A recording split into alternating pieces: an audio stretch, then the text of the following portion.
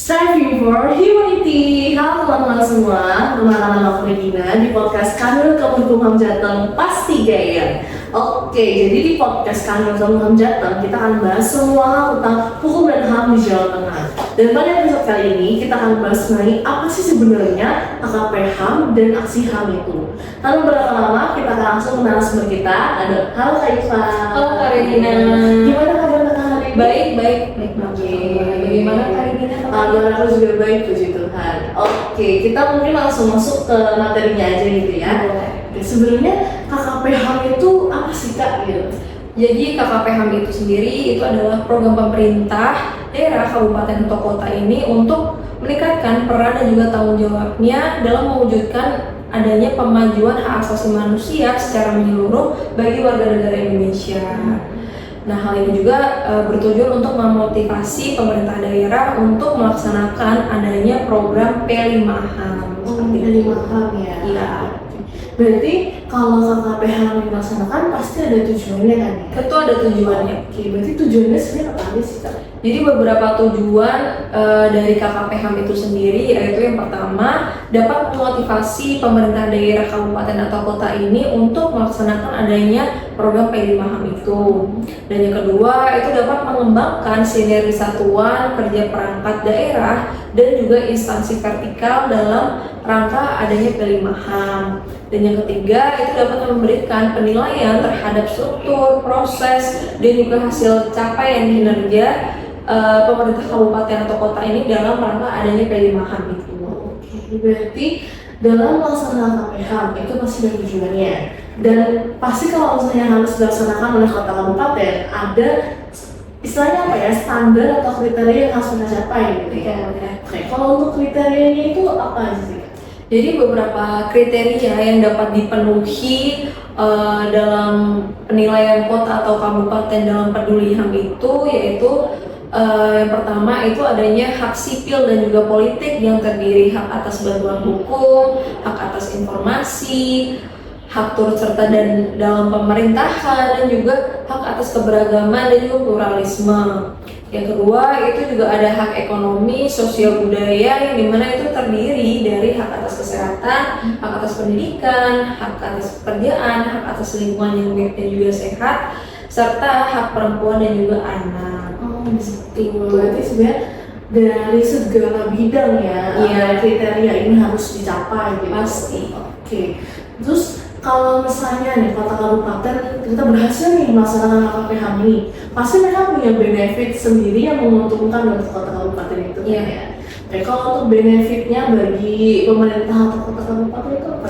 Jadi tentu beberapa daerah yang berpartisipasi dalam KKP HAM ini tentu akan mendapatkan predikat sebagai KKP HAM dan juga memperoleh penghargaan yaitu berupa sertifikat yang ditandatangani langsung oleh Menteri Hukum dan Hak Asasi Manusia. Seperti itu. Berarti langsung dari menterinya nih ya? Iya, langsung. Berarti luar biasa berarti ya sebetulnya.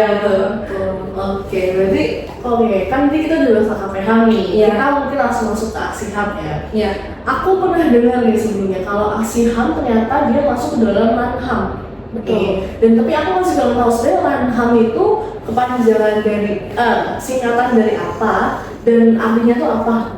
jadi RANHAM itu sendiri kepanjangannya yaitu Rencana Aksi Nasional Hak Asasi Manusia, yang dimana RANHAM ini tuh berupa dokumen yang memuat sasaran strategis yang digunakan sebagai acuan kementerian, lembaga, dan juga pemerintah daerah provinsi atau kabupaten kota ini dalam rangka melaksanakan adanya P5 HAM di Indonesia. Jadi RANHAM ini yang dimaksudkan ini tuh sebagai sebuah pedoman bagi pelaksana pemerintah dalam menyusun dan juga melaksanakan adanya aksi hak asasi manusia itu sendiri. Seperti itu. Berarti aksi HAM ini masuk ke dalam LAN-HAM gitu ya? Iya, betul. Oke. Lalu setahu aku ya kalau LAN-HAM itu sekarang sudah ke generasi kelima. Iya. Pasti mereka punya sasaran tersendiri gitu ya? Iya. Oke, untuk sasarannya di generasi kelima ini apa Pak? Jadi Presiden sendiri juga pada tanggal 8 Juni 2021 itu telah menetapkan adanya Perpres nomor 53 tahun 2021 tentang Rencana Aksi Nasional Hak Asasi Manusia atau RANHAM itu sendiri pada tahun 2021 sampai 2025. Nah, Ranham ini kan generasi kelima ya, sudah disebutkan Mama Regina itu sendiri.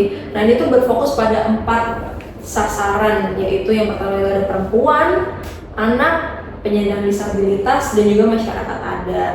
Seperti itu. Oke, berarti generasi kelima. Berarti Iya. sasaran mereka saat ini lebih ke kelompok rentannya. Iya, betul. Oke, dan aku notice kalau ternyata masyarakat adat sekarang sudah masuk dalam kelompok rentan gitu. Iya, ya? sudah.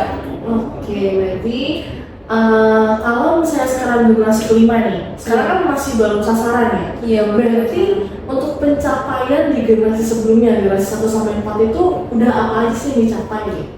Jadi selama 4 generasi berlangsung, Ranham sendiri itu sudah menghasilkan beberapa pencapaian, yaitu yang diantaranya itu ada diterbitkannya peraturan dan juga kebijakan yaitu dapat menjamin hak-hak perempuan, anak, dan juga penyandang disabilitas dan juga kelompok masyarakat adat.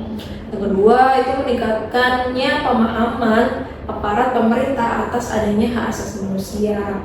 Yang ketiga, terlaksana instrumen hak asasi manusia dalam kebijakan pemerintah pusat dan juga daerah. Dan yang keempat, meningkatkannya aksesibilitas penyandang disabilitas dan juga kelompok rentan lainnya untuk berpartisipasi di bidang sipil, politik, ekonomi, dan juga budaya.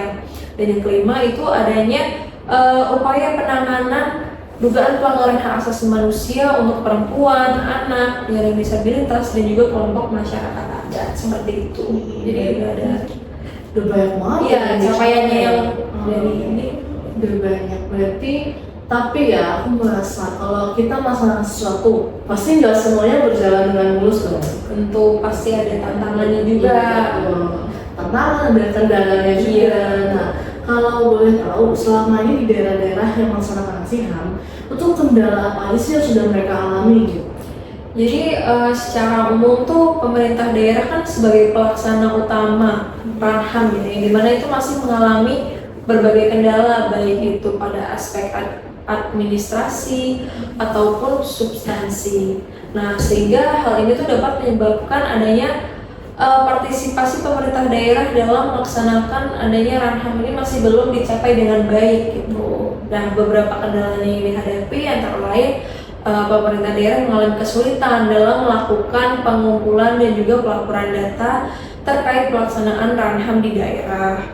Dan juga yang kedua itu ada yang dimana aplikasi yang digunakan saat ini itu untuk pelaporan ini tuh juga belum optimal gitu dalam penggunaannya, sehingga kemungkinan besar ini terjadi adanya kekeliruan ya dalam input dan juga pelaksanaan data itu sendiri. Dan juga beberapa juga masih adanya OPD yang menganggap bahwa pelaksanaan Ranham ini itu merupakan tugas dari pemerintah pusat, yang dimana dan juga beberapa kendalanya itu mengalami masalah di anggaran juga ya itu. Berarti sebenarnya kendalanya itu lebih banyak kendala teknisnya. Iya, teknisnya emang susah gitu. Iya, dan aku tadi dengar OPD. OPD ini kayak organisasi di daerahnya gitu ya. Iya, betul.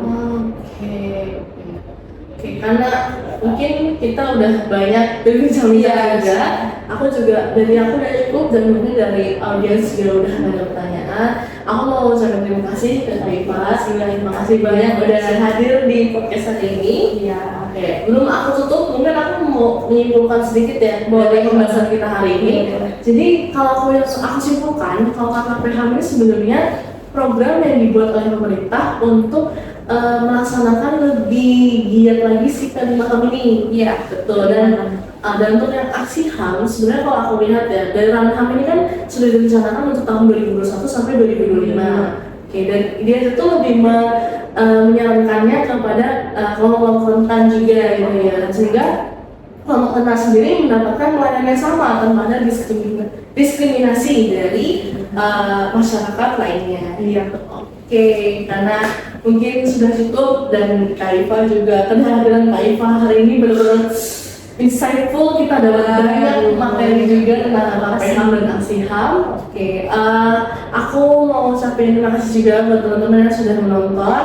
Stay tune untuk podcast selanjutnya. Jangan lupa untuk like, share, komen, dan subscribe channel YouTube ini. Oke, dadah.